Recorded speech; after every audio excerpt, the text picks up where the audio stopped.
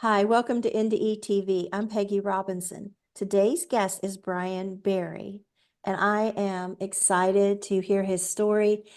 I was just talking to him, telling him how much it has moved me, reading his bio and a little bit about his story, and I'm really anxious for everybody to hear it. Hi, Brian. Hello, Peggy, and hello, everyone. If it's okay with you, I'm going to just let you take the floor and start where you like and take as long as you like. Okay, well, we're talking about a near-death experience that occurred just about the time near-death experiences began to appear in the news in the early 70s. And at the time, I was teaching at Yale, living in one of the residential colleges. It was called Timothy Dwight College.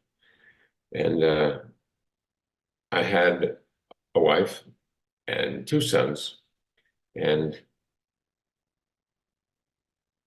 she did not want to be living in college. Later, I understood how difficult it was for her to live in a place so public, but I didn't understand it. I was very pleased to be there, very proud.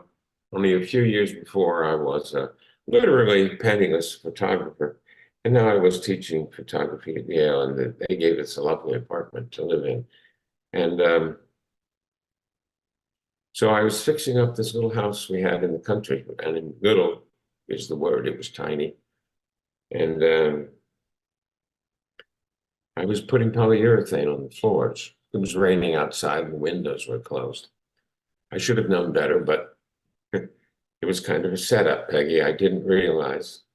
I was painting polyurethane for a couple of hours and I developed a tremendous headache. So I jumped in the car. I drove to New Haven, it was about 20 miles, just made it into the doorway of our apartment and fell down unconscious. And I lay there for 3 days and nights, and no one discovered me. When I finally recovered enough to crawl to a phone, I got some help, and I was diagnosed as having had a stroke. And this is at the age of 30. But the physician who made the diagnosis latched onto the polyurethane right away. And in those days, brain scans were in their infancy.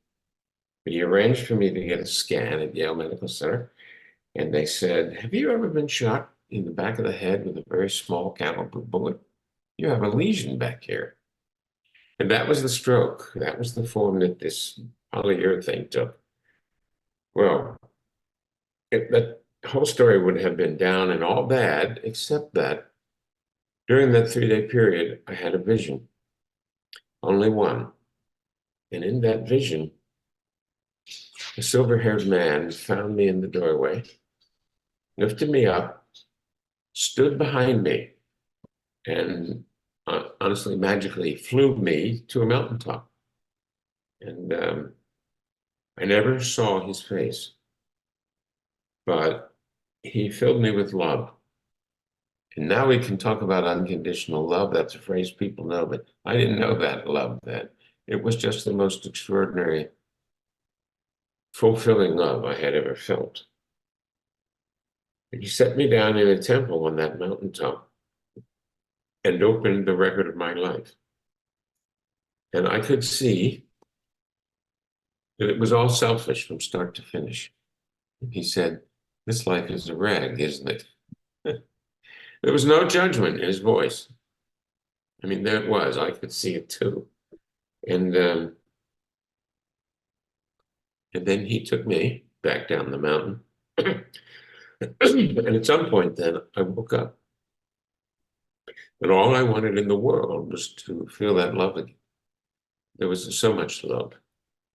And I don't know what prompted me to begin to pray and meditate, but that was the response that I had. I didn't know then. I thought the inner man was just a figure of speech for people with an active conscience. Well, it wasn't a figure of speech. That is who that was. And I learned that as I began to learn meditation. And I learned it from a couple of teachers. First, actually, they were gurus who were teaching in New Haven. And then I made my way to Paul Solomon. And at that point, our baby was 1 year old, was still at his birth weight. And I think I had that stroke not simply because of the polyurethane, but because something in me knew that something terrible was happening. And I had no words for it and no pictures for it. And it was terribly, terribly wrong. So I continued to pray and meditate. I began to record dreams. And in the course of a dream, an Indian man who wore his hair in a top knot and was dressed in silk said, "The answer you need is in Virginia Beach." And so that very morning, I drove to Virginia Beach. And I was sitting at the headquarters of the Association for Research and Enlightenment, the Edgar Casey headquarters, at dawn. And a man was jogging around the compound, and he walked up and he said to me, "What brings you here at 5 a.m. on a Saturday morning?" I told him the whole story. He said, "Well, you need a reading. Edgar Casey's dead, but there's a new man in town, and I think he's pretty good. I'll get you a reading." And he did. Amazing. That same evening, I went up to really a beach house on 37th Street, Virginia Beach, and I had a reading from Paul Solomon. And he began, "This baby has not got the means to assimilate. Let's make a diet." And he gave me a diet consisting of milk mixed half and half with lime water, which is a calcium solution, and said, "Don't give him anything else except that milk, and it will turn his body from acid to alkaline, and he will recover." And it did. That reading became so famous that pediatricians in Virginia Beach began to prescribe it for Wow. children who were having colic and diarrhea. Anyway, so I went back home and I addressed the problem. Of course, it quickly led to a divorce, and I went on from there. But he also taught me. He didn't put me in a class right away. He said, "One of my teachers is coming to your city soon. I want you to take this class." The class was called Inner Light Consciousness. I took that class, and then I learned an important step in meditation was to invoke the presence of the inner teacher, who then would oversee what was given to you and how you applied it. That is the way that works. And I have continued to seek that inner teacher daily in every meditation since. And that was in 1973. So that inner teacher has become beyond familiar to me. And in the beginning, all I knew about him was that he was pure love. And then eventually I realized that he was what I could become. I was reaching someplace beyond time and meeting the man that I could be. Well, that is still true. And I do invoke that presence in every meditation that I do, in every reading that I do, and every time I teach a meditation class. I teach the people in front of me that they have an inner teacher too. I don't know his theology, Peggy. I don't know what his religion is, but he knows the way. And he wants everyone who enters meditation to share it, to find the way, right from the start. So that was my near-death experience. How near death was I? Pretty near. 3 days and nights unconscious, about 8 months to recover. I didn't lose speech. but I lost the ability to think of speech. I lost the ability to frame my thoughts and have them come out as words. And it all came back as more or less intact as I am today. Let's put it that way. And as you probably know, there is no medication for a stroke.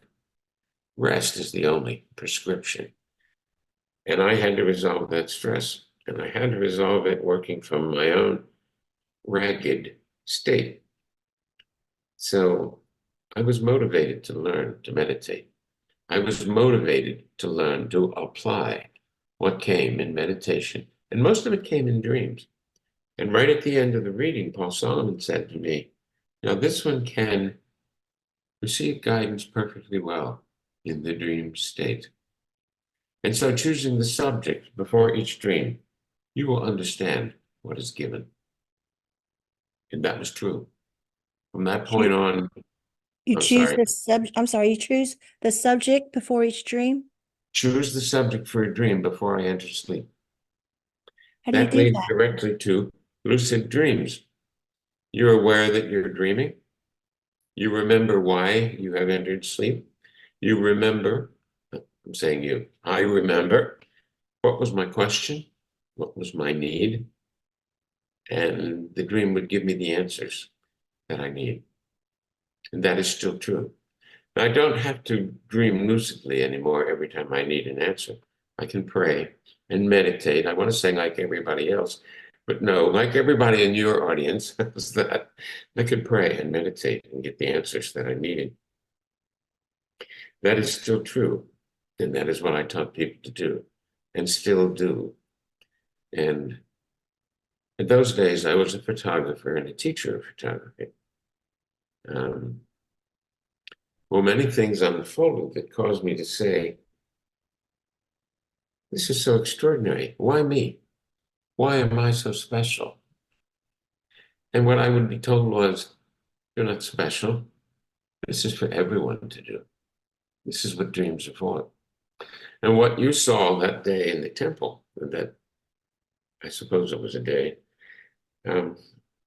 is the record that everybody has. And it's there for them to see and absorb, understand, and draw upon. Everybody, every last soul, every religion, every person, male, female, grown up or adult. So I laid down my cameras and I went back to school and I earned a graduate degree in school psychology. That did not happen overnight. It took a few years. And I became a school psychologist. And that message and the presence of that teacher informed everything I did as a psychologist, whether I was working one-to-one with the kid or whether I was leading a class at what was daintily called, oh, I'm forgetting now the euphemism that schools use for emotionally disturbed classrooms. Varied exceptionalities. I had varied exceptionalities classes. And I used those methods on those kids in front of me, both in dream and in prayer and in meditation, and with my eyes wide open, because I did learn to re-enter that state with my eyes wide open. And that was the basis on which I ran my classroom when I had a classroom. When I saw a child begin to, I'll say misbehave, that's the simple word, although really the word is, when I saw a child begin to manifest what was troubling him or her, I could just breathe, literally open my crown chakra, watch the room be flooded with light, and know what I needed to do next. Often it was what I needed to do, not say. And that was the basis of my work. Still is. When people come to me for a reading, I take them up that mountain and into a temple, and then feel my crown chakra open, and I give what is given to me to give them. That's a very simple explanation for what I think the metaphysics of that process may be a little complex. And that's not the way I experience it. Um, I would say simply, I take them to the light and we share what is given. So about 2010, after 20 or 30 years of this, I began to do readings. It took me a long time. It took me a long time to say to the world, I'm a clairvoyant and this is what I do. I had been trained as a journalist. It was a long way from that training to doing psychic readings. But I do that now,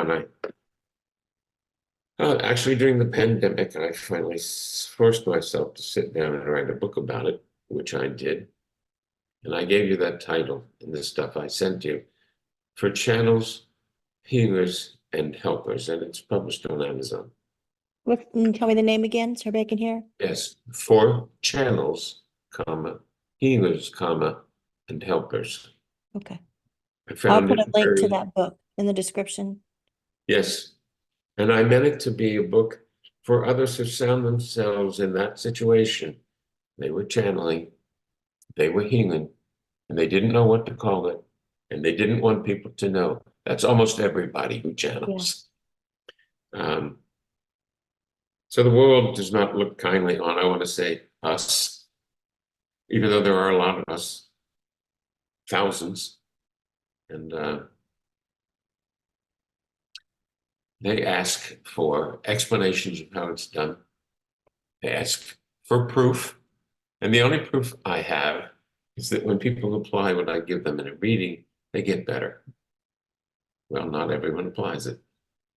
I think about, at this point in my life, I'm probably batting about 250. 1 in 4 actually applies what they get in a reading. And I learned early on, I learned in the days when I was teaching inner light consciousness, that what you get and what you see is 1% of what you have to give, and how you give it is 99%. So I had to learn to be that loving, not judgmental, healing presence that I had experienced. And then I had to learn it detail by detail. I know now that if there's a person in front of me I'm trying to help, I can't look at their clothes. I can't listen to their vocabulary. I can't judge them as mentally ill or angry or selfish or anything else. I have to love them. Well, and every now and then I have to get back and practice, Peggy. Things come in your life and you fall from that place. And then I have to get back and practice. I love what you said, how you said the child is manifesting Yes. their problem. I think, is that what you said? Yes, it comes out of their inside. And that is so true. I've had 60 foster kids, therapeutic foster kids. We adopted 10. And 16, did you say? 60, 60, 6. 60 foster kids. We adopted 10. I know you adopted some children too, didn't you? Well, I'm having a wave of emotion about you now. So give me a moment, because I know foster kids, and sometimes the real child is deeply hidden under the layers of manifestation. Yes. And you So saying God that, bless you, Peggy. you saying that, because I grew up abused child. And so when I seen kids acting out and everybody else is wanting to do all these different things, I understand that is, like you said, I'd never used the word manifesting the issue, but that is when it start to come out of the can, Yes, to where you can yes, deal with it and start to see and work with the problem. When yes, they are at their worst is really is the time we can help the most. yes, It isn't reward for the good behavior that and this, because we had some kids that had attachment issues, are adopted. They were diagnosed with all 9. We adopt 2 sibling groups. because the first child was a nephew, but he as well, he was my biological sister's child. And the first 2 years of his life, he was with her, she's severely mentally ill, and her alcoholic husband. And he had laid in a baby bed. The back of his head was flat. He wasn't getting nurtured. And so the adopted kids, they appear, oh, you're mommy and daddy the first day, and we love you. And they're doing the act. They've seen TV, they've seen other kids, they know how families are supposed to be, but it's an act they're copying because Yes, they weren't shown that bonding that mothers give yes, their infants. And so when the behavior starts to become, when they're teenagers, starts to come out, this is something they've carried their whole life and they yes, couldn't talk about. Just like you, yes, you couldn't speak the words to describe your emotions, and the kids are like that. yes, And so when they have that bad behavior, that's when they're stepping out of the comfort zone and showing their pain. yes. Those are exactly the words I need. They're wearing their pain on the outside. Mhm. And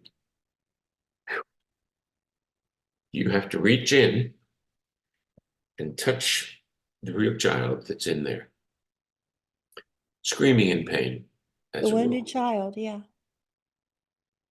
And I'm not sure I'm in practice anymore because I retired 10 years ago. And you know this too, I'm sure, as a foster mom. Sometimes they go straight to your weak spots. And what you feel is not loving. It's anger or despair or God help me, get me out of this situation. All those things, that's what occurs for you spontaneously. And you have to take yourself to the place where you can see that it's a manifestation, not the child, and love them. Yeah. You were the Heavens, those are simple words, but it's not easy to do, is it? Yeah, the child was a scapegoat at one point, and you become their scapegoat. Yes, yes. And it's not I some used to anybody say wants to to be is a parents, child scapegoat. I used to say to parents, well, he's starting to love you. He's starting to love you enough to beat you up. He Yeah. thinks he might, at the end, be safe enough. That's really the mechanism. They show their worst to the people who have made themselves vulnerable. I And can't. people that don't understand that have not been abused or dealt with abused kids, you could look at it as, say, was married before in an abusive situation, you're remarried, or maybe they cheated on you, weren't abused, whatever it was, you have trust issues. And that's Oh, what it yes. is trust issues. Oh, Like, yes. how do I love again? How do I Yes. learn to love again? Yes. When I realized that the day to day of what was happening with my first wife was manipulation on a grand scale, I began to see manipulation in females everywhere I looked. And I had to overcome it one person at a time, honestly. Which of us does not manipulate? Well, that's most of us sooner or later. But people don't generally manipulate from that same deep well of illness that a mentally ill person does. So, Yeah. yes, I had trouble trusting. I had trouble when I set out to remarry, and I did. I set out. I set out to find someone I could love and trust. And I told myself, I'm going to find someone who can be a good stepmother. But what I meant was someone I can love and trust. And I looked for a while before I said to myself, oh, I'm not using my number one tool. I need to pray for this, to find this person and have her, and find a person who can love me. And after I did that, it was a matter of hours. Now that sounds like I should place an ad in the back of the National Enquirer and say, you can find the one you love. But that's what it was. And so here we are, we're married 40 years and still loving it, really. Awesome. Awesome. I said that before, I've learned the importance of ask. You call it, I think, inner teacher or something. I say God, but I have to actually, I've realized that how much we just need to just come out and ask for what we Yes. want. And I did Yes. that, after my first marriage was 16 years. And one night I just went to the mirror, and because that's where I had heard God a few months before say my child to me in this moment of desperation. And so I went back to the mirror and I said, okay, I'm your child. It's like uh calling his bluff, calling God's bluff. And I said, I'm your child, so you're my father. I want you to arrange my marriage. I can't pick him. Yes. And so I felt this follow God like a leaf follows the wind. My only job was to trust. And I was to go out that night and look for him and follow where I felt led. And I met my husband that night. And after dating a little while, I realized I had a big crush on him in high school. And a voice had said to me then, this, don't approach. This is what goodness looks like. I was just to observe that I was to go and become a better person, and someday we'd be together again, or be together, not again, because we weren't ever together. And so like, oh my gosh, what is this? Because I wasn't, at that point where you understand what this, you call it inner teacher, what this is and how this works. And I was just shocked by all the things that was going on that just was lining everything up. And then that's when we adopted the swimming group of five, and then the swimming group of four, Well, and we it have was a lot just in common. everything just fell in place. And it's like you've got to ask, and then you've got to trust. Yes. Well, I made that prayer. And later in the morning on the same day, I went to a little gift shop in a little town in New England to buy a gift for my oldest son, to give to a person who had loaned him a windsurfer all summer. And I'm standing in this gift shop, and a woman walks up to me and picks up this little wooden carved sea captain and says, "You should buy this one." And she had a Kentucky accent, which at that moment sounded to me like the most musical voice in the world. Are you from Kentucky? Oh, Um, I was so unprepared, I didn't ask her for her name. I was caught so flat footed that I followed her to the cash register, thinking, I'll read her name off her checks when she writes her check. But she had starter checks, no names on them. She had just come to town. So I asked her name, and I said, "What brought you here?" And she said, "Well, I've just started yesterday to teach at Southern Connecticut State College in New Haven." oh, Well, so I was utterly out of practice at meeting women, particularly, I would have to say, introducing myself. So I went home and I wrote her a letter. And I said, "I'm the man you met in the gift shop, and I'd like to have dinner with you." And then I sent it to the name she gave me in care of the psychology department at the college. 6 weeks later, the note arrived. I had used the wrong name. I spelled her last name as James when it was Janice. And she was in school psychology at the other end of the campus from psychology. But she got the note. And she called me right up. She said, "Yes, I remember you, and I'd love to have dinner with you." And that's how we began. that's all she wrote, huh?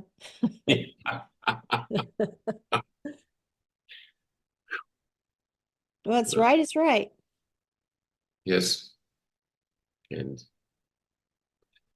well, I don't want to imply to people, I never say I listen to God and get answers. But of course, that's what I'm doing. But of course, if you say that to people, they say, "Who do you think you are? You can talk to God and get answers." So I say, I talk to the inner man, which So, is obscure enough that people ask me, "What do you mean by that?" And we can build on that. Was so it the do same you, God who formed the universe? Ultimately, yes. Because ultimately, there's no distance, no separation between me and that being. That's hard to put in ordinary words. it's funny, isn't it? How you can talk about spirituality and meditation, and the people that I'm gonna say, I guess, non-religious will accept that and understand it. But if you use the words God and prayer, oh, get back. You are Yes, one of those. yes, get back. Yes, exactly. That's That's what what I I begin wanted to to hear do about was the Witch that, of get back. Endor, you know? Yeah, isn't that funny? Oh, Because it's like God is who he is, no matter whether you use his name or give him the glory or the credit. yeah, yep. And he can find you. He can find you in a hamburger joint. He can find you in jail. He can find you in a horrible marriage. He can find you in a sick bed. You just say, I want to know you, and I want to know you better. And after that, it's a listening thing. Although, you know this too, sometimes the answer you need will require more courage to act on than you have. That happens too. I'm sorry, what'd you say? Sometimes the answer that you're given Uh-huh. will require more courage of you than you have to bring to it. And then it's a process of many steps. So, That's sometimes how I know it's real, that the answer is coming from elsewhere than me. When it's like I catch myself arguing with it. No, I don't want to do that. No, I don't want to. I have said, you can't be serious. Oh, Lord. Yeah. Yes. I love to hear people tell their stories because those are the things you hear. You hear people saying, oh, God, I need your help. But not that way. Not that kind of help. Oh, God. I was telling you before before I introduced this, so I'll say here, when I was reading your bio, getting ready for this morning, in your brief description, you said of your story, I was just in a couple paragraphs, and all of a sudden, I I was healed. Hmm. I have been struggling with, I don't want to do this channel. I had a few negative guests, and I just pulled back. And there's things going on with our grandchildren, and I just felt like until that's settled, I'm not giving back to the world. Like I didn't know what my problem was. I've been telling my husband for months, there is a block and I don't know what it is. There's a block keep me from doing my channel. I've only done a couple of months. If people been writing me, Peggy, where are you at? Are you okay? I'm like, I'm fine. I've had this block, and I told me I don't know what it is. And I was reading that, and I realized if I hadn't started yesterday going through finding guests again, and I've come across you, and you're the first one I'm back doing, and I'm letting her reading, your thing, and I wouldn't have seen your story, and I Hmm. wouldn't have been able to bring us out for people to hear your story. And there's going to be negative out there. But if we just stop, we're not going to see the positive. Like these kids that are traumatized and they're holding back from the world, and they're blocked by this negative, and they're not realizing there's so much good around them. There's help around them. That Right. negative is always going to be there. You're always going to watch for it. But if you're holding back, you're not going to be able to accept any positive. Right. Like Which you wouldn't wants have been to, open to your meeting your wife. yes. And that positive wants to fill you and surround you and take you to, I guess, all the best places. Really. Um, Because we live on earth where there is negative influences, there is positive there is, influences, and there we can is. keep all our ducks in a row and keep everything perfect, and something horrible can still happen. Something Yes. completely out of left field or Yes. whatever. And if we live in that bubble of fear, we're just not living I life. know. I was, I forget if I was still working. Yes. I was still working when the shootings at Sandy Hook Elementary occurred. I could not bring myself to go into school that day. I knew I had to. Oh God, I didn't want to. I just didn't want to carry that image. And I sat on my sofa in the living room, 6:30 in the morning, of course. I said, I can't do it. And my mother, who has been gone at that point for 20 odd years, spoke in my ear and said, just love them. And that gave me the courage to get up and go into school. But I felt so torn. I didn't think I could manage a class that morning. There was a quality in her voice. She had schizophrenia. And I could remember when she was a younger woman, this musical voice that she had, which went away due to the schizophrenia. I had forgotten what she sounded like when she was herself. And when she said, just love them, that was herself, her real voice. So I had to cry a minute, and then I got up and went to school because I knew she was healed. She wasn't schizophrenic anymore. And That's beautiful. her walk in life had proven to be quite difficult. But she was healed. And that was a message that meant the world to me. And, you know, she didn't say, oh, by the way, I'm better. It was in her voice. Beautiful. Beautiful how you musical voice with your mother and with your wife, her accent in Kentucky. Yes. Cool. Oh my. And I noticed, I just pick up on things, but you know, the green light when you saw the man with the white beard, the Yes. Jew called teacher, there was a green light. And then I noticed your wife at the time was giving your son just green tea.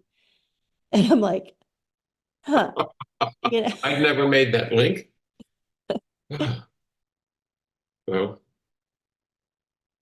I had, you know, later when I began to read about near-death experiences, I did not encounter anybody saying, well, I met God in a green light.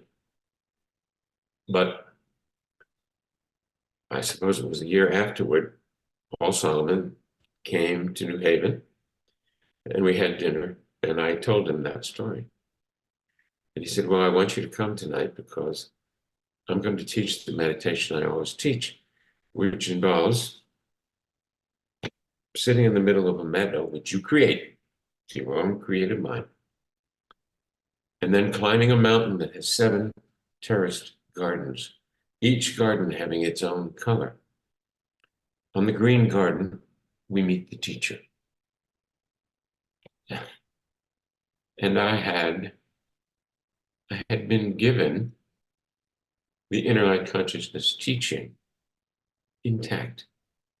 Your teacher is there to take you the last few steps up the mountain that you cannot do yourself. You can't say, I'm going to God just as I am. No, you have to trust and let it go to get the last bit of the way. And you mentioned earlier, if you tell something like that to religious people, they say, I know the way. I know the way to Jesus and I know the way to God. And when they assert it that way, in the course of correcting me, I know that, at least in this moment, they don't know the way. Because you lay all that down. And it feels so good to lay it down. You become light. Makes me And think of there's a Christian song when they're calling you up to be saved at church. yes, They sing Just As I Am. yes. That made me And think of that of course, song. they're talking about something different. But they are talking about, yes, I'll leave my booze and my anger and my sneaky ways and my lies behind. But you are saying that when you come up to the altar to be saved. You know it. You know it somewhere inside. Yeah. And then over time, you learn how to leave those habits behind because they don't just disappear, do they? Habits, you replace them with good habits. And you replace them one at a time with Yeah, help from God. a lot of people turn away from religion because they feel judged by people at churches. And I just thought, if the congregations would accept everyone that comes in just as they are, like we ask to be accepted just as I am when we're coming up to be saved, wouldn't that make churches a whole lot nicer place to be? Oh, it would. Oh my goodness. So, golly, I went to Protestant church, a Methodist church 2 weeks ago. We were visiting friends in Orlando. And the preacher was talking about heaven's sin. And I was hearing him as he said the usual things that Methodist preachers say about sin. And then he came to a place in his sermon where the light in the room changed. And he said, don't focus on your sin. Ask to be forgiven and accept it when it happens. That's all he said. Everything else was spelling out sin. But oh my, the sanctuary filled with light. And he filled with light in a minute. And he said that it was nice to be there. And I don't know that I'd want to sit in his study and have marriage counseling. I don't know. But in that moment, he was the real thing. Yeah. And of course, it was an ordinary church. I don't know what he meets in the course of his ordinary week. You have me crying now, Peggy. So Yeah. wait a minute while I get a Kleenex. Okay.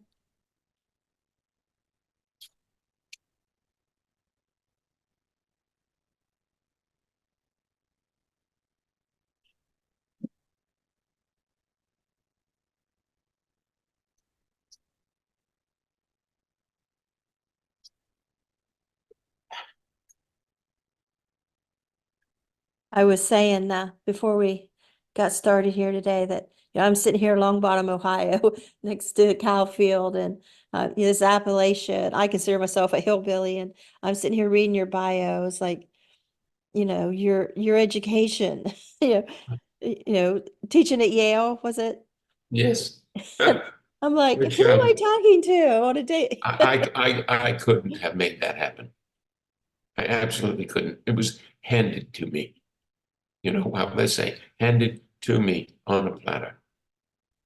It began this way. I was working as a photographer in the basement, processing ectochrome and printing stuff mostly for art historians. And these graduate students, art history graduate students, would come in and they would say, what did I do wrong here? Why can't I see the details of the face in this sketch? That happened so many times that I said, well, look, you guys have a dark room in the basement of the art gallery. Why don't you meet me there on Thursday night and I'll teach you in a class? And they said, well, it costs. And I said, it won't cost anything. This is what I do every day. And so I did that. And that led directly to Yale inviting me to teach. I never filled out an application. I never wrote a resume. I never submitted a curriculum, what do you call it? A curriculum vita. I was invited to teach, literally by the president of Yale College, who Wow. said, oh, I would love to come and sit with those guys when you teach. Awesome. I still can't believe it. That's how it was. And I said, well, Yale doesn't teach photography. He said, oh, yes, we do. We teach it in the Graduate School of Art and Architecture, but you'll teach undergraduates. And you'll get to choose which ones. And I did. So people say to me, they know that Yale doesn't teach photography. And they say to me, you're not telling me the truth. I know Yale doesn't teach photography. Sometimes I'll tell the whole story, and sometimes I say, well, yes, they do. I was at an interview one time for I was gonna work CPS in another area, and they didn't believe that I had the license that I had. I had a Department of Youth license to See, house children. They know I had the High Department of Child and Family Services. Everybody has that, but I had the High Department of Youth Services and High Department of Mental Health certificates to board children. And it's like, no, you don't. There's no such thing. I said, I have the certificates. I still have them to this day, And they's like, no, you don't. There's no such thing. I'm like, I'm telling you, I do, because I was doing such good therapeutic foster care because I worked with a team of child psychiatrists that started therapeutic foster care back in 1989. And I was doing such a good job with the kids that they was making such a name for themselves that they was giving me kids that would normally go to DYS, Department of Youth Services, yes, yes, but they would try my home first. Then if it didn't work, then they would go there. And so then I was getting kids that would go to mental hospitals. If it didn't work at my house, then they go to the mental hospital. And so I was given these certificates by these child psychiatrists. Where they got them, how they did it, I don't know. I thought everybody was getting them. And they're like, you don't have it. I said, I most certainly do. And it was just, I don't know. I just had a knack for kids. And I think after you've had an NDE, and you get to know your inner soul. I think, through your NDE, you're not in your body and your mind, you're in your soul. yes, And so when you come back, you know a part of yourself that you wasn't really knowing before. yes, And you're connecting to, people say higher power, I say God or whatever people say, to that source. And just like you can pick up the phone on speed dial and say, hey, yes, what do I do here? yes, And you keep that guidance, as yes. And throughout you your know, life.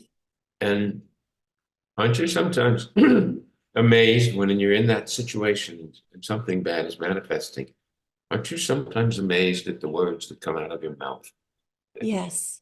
My It's, husband has said when I first started talking about my NDE, because I kept it quiet, yeah. and I started changing, and he'd say, "Who are you and what have you done with my wife?" Yes. Well, honestly, when I began to do readings and the word got around, former Yale students would call me up and they would say, what has happened to you? Isn't there some medication? Literally. And they would say, that's not the man I met as a teacher. And I would say, yes, but you didn't see what you were meeting. And that is true. It is true. Yeah. I think if we could shine our light all day, every day, and live out of our soul all day, every day, we probably would burn up and be taken bodily into heaven. It comes and it goes. Uh, But the only downfall I see is you can feel the light. I'm sure as we would yes. talk about it here, you can feel it and tap into it. But other times you can feel that, I don't know about you, but I can feel that negative Oh, in the yes. darkness so strong. As strong as you feel the light, it's just a whole different ball game.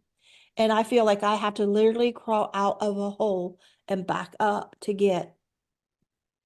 Know exactly what you mean. And I'm I telling told you you, about what reading your happened in bio Sandy Hook. today, I come out of that hole that I have been Yep. in. Yep. When you were talking about the green light with the man on the mountain, I was like, I'm out. And it I hear has my that wife effect. calling from the bedroom saying, are you done yet? Nancy, not done. She Okay. is quadriplegic and I have to get her up. I'll get her up in a little while. Oh no. Yeah. Did you have an Yeah. She was accident? riding her bicycle to meet the bicycle club and she was hit from behind Oh, by a woman in a van. So so it's sorry. How long ago and was she's that? still teaching. Is she? Yes. So We have yes, in a fact, neighbor lady like that here. She was in a car accident. She didn't have her seatbelt on. Someone hit her. Luckily, her kids had a seatbelt on. And they were okay. But so she's been that way for years now, ever since. She still teaches high school here. yep, yep. Well, Nancy's in a wheelchair. And I go with her when she takes a dozen undergraduates to Cambodia to teach human trafficking. And my job is not to teach or to be a sage. My job is to navigate that wheelchair around the potholes. Really. Well, Well, I'll let you get back to taking care of Nancy, and I Okay, have enjoyed this immensely. so A- have I. And You are a very gracious interviewer, oh, thank and I you. am full of respect and love for what you have lived. God bless. You as well. I'm very, very blessed. When I was reading that, I was like, oh, I wish I was a filmmaker. I would love to make a movie of your life. I don't, it's gonna get there someday. I just need the right person to help me. But I would love to take a lot of these stories I have and they because I'm a movie buff, so I can I really see. feel things. And yeah, my show, I'm getting your stories out there, but I really like to get them out in a bigger way. So I'll send this to you later today as soon as I get Thank it. you. Uh-huh. Thank you, Peggy. What a delight to meet you. You And thank too. you for this opportunity to tell my story. And tell Nancy I said hello. Thanks for letting me borrow her husband for a little while. Oh, I will, Okay. and she'll laugh. Okay, Okay. All right. bye-bye. Bye-bye.